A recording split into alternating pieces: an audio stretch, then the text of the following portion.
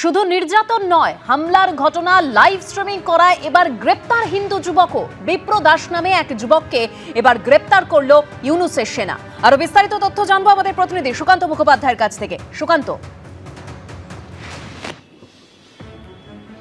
দেখো, একেবারে প্রথম আলো সূত্রে যেটা আমরা জানতে পারছি যে বিপ্র দাস নামে এক যুবককে গ্রেফতার করেছে বাংলাদেশের পুলিশ প্রশাসন এবং আজকে তাকে আদালতে তোলা হবে, চট্টগ্রাম আদালতে বিপ্রকে তোলা হবে এবং সেখানে তাকে নিজেদের হেফাজতে চেয়ে আবেদন জানানো হবে। বাংলাদেশ পুলিশ সূত্রে যেটা জানা যাচ্ছে যে গত সোমবার থেকে গতকাল পর্যন্ত একাধিক জায়গা থেকে হিন্দু বা সংখ্যালঘুদের উপরে আক্রমণের খবর আসছে, অ্যাটাকের খবর আসছে। সেই সংক্রান্ত বেশ কিছু ফুটেজ এই যে বিপ্র দাস তিনি তার সোশ্যাল সাইটে আপলোড করেছিলেন এবং সেই সূত্র থেকেই কিন্তু বিপ্র দাস নামে এই যুবককে বা হিন্দু যুবককে ইতিমধ্যে গ্রেফতার করা হয়েছে।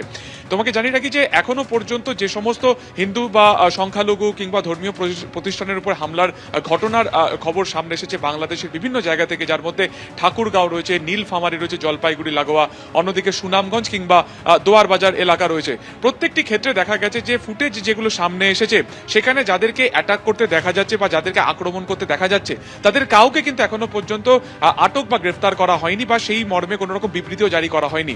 অথচ দেখা যাচ্ছে যে যারা সেই সংক্রান্ত ভিডিও ফুটেজ সামনে আনছেন তাদেরকে ইতিমধ্যে কিন্তু গ্রেফতার করা হয়েছে।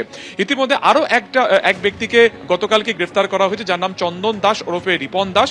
সৈফুল ইসলাম অর্থাৎ চিন্ময় কৃষ্ণ দাসকে যেদিনকে আদালতে তোলা হয় সেই সময় এক আইনজীবীর উপরে হামলা চালানো হয়, সেই ঘটনাতে কিন্তু আরো একজনকে গতকালকে গ্রেফতার করা হয়।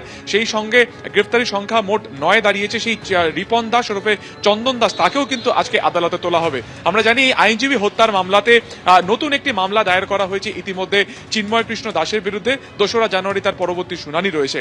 এই মতো পরিস্থিতিতে আরো একটি গুরুত্বপূর্ণ যে তথ্য তোমাকে জানিয়ে রাখি যে বাংলাদেশ হাই কমিশন কলকাতাতে যে শাখা রয়েছে সেখানকার প্রধানকে এবং আগরতলার বাংলাদেশ হাই কমিশনের প্রধানকে দুজনকে জরুরি ভিত্তিতে ইউনুস সরকার তলব করেছে এবং আজকে তাদের কিন্তু ফরেন সার্ভিস একাডেমিতে তাদের বাংলাদেশে মিটিং রয়েছে। মূলত এই দুটি হাই কমিশনের নিরাপত্তার স্ট্যাটাস জানতেই দুই কমিশনের কর্তাকে ডাকা হয়েছে। আমরা জানি যে গত সোমবার দিনকে আগরতলার হাই কমিশনের ভেতরে ঢুকে হামলা চালানো হয়, যে ঘটনাতে সেখানকার পুলিশ কর্মীদের বেশ কয়েকজনকে ইতিমধ্যে সাসপেন্ড করা হয়েছে। কোন পরিপ্রেক্ষিতে এই হামলা চালানো হলো এবং সেখানকার নিরাপত্তা ব্যবস্থা কি ছিল সেটা জানতে যেমন আগরতলার হাই কমিশনের প্রধানকে ডাকা হয়েছে, পাশাপাশি আমরা জানি যে বেগবাগান মোড়েও একটি ধর্মীয় সংগঠনের তরফে যখন হাই কমিশনে বিক্ষোভ দেখাতে যাচ্ছিল সেই সময়ও কিন্তু পুলিশ তাদেরকে আটকে দেয়। সরাসরি সেই বিক্ষোভ কিন্তু হাই কমিশনের সামনে যায়নি। ফলত সেই পরিপ্রেক্ষিতে নিরাপত্তার কি স্ট্যাটাস রয়েছে সেটা জানতে কলকাতাতে বাংলাদেশ হাই কমিশনের যিনি প্রধান রয়েছে তাকেও ডাকা হয়েছে। ফলত আজকে এই মিটিং রয়েছে ফরেন সার্ভিস একাডেমিতে, যেখানে এই দুই কর্তার সাথে মিটিং করবেন অন্তর্বর্তী সরকারের উপদেষ্টা ইউনুস সরকার। এবং অন্যদিকে তোমাকে জানিয়ে রাখি যে আগামী 9 তারিখ থেকে 11 তারিখ পর্যন্ত বিদেশ সচিব বিক্রান্ত মিস্ত্রি তিনিও কিন্তু যাচ্ছেন ঢাকাতে এবং এই গণ অভ্যুত্থানের পরে কিন্তু এই প্রথম একেবারে ভারতবর্ষ থেকে কোনো প্রতিনিধি সরাসরি তিনি ঢাকাতে যাচ্ছেন। ফলত সার্বিক বিষয় নিয়ে আজকে এই মিটিং রয়েছে ফরেন সার্ভিস একাডেমিতে এবং দেখা যে সেখানের মিটিং এ কি সিদ্ধান্ত হয়, পরবর্তীকালে বিবৃতিতে কি বাংলাদেশ সরকার জানেন তার দিকে কিন্তু অবশ্যই নজর থাকবে। ধন্যবাদ সুকান্ত। একদিকে একের পর এক হিন্দুদের উপর হামলার ঘটনা ঘটছে, আর সেই হামলার ঘটনার লাইভ স্ট্রিমিং করা এবার হিন্দু যুবক বিপ্র দাসকে গ্রেপ্তার করা হলো।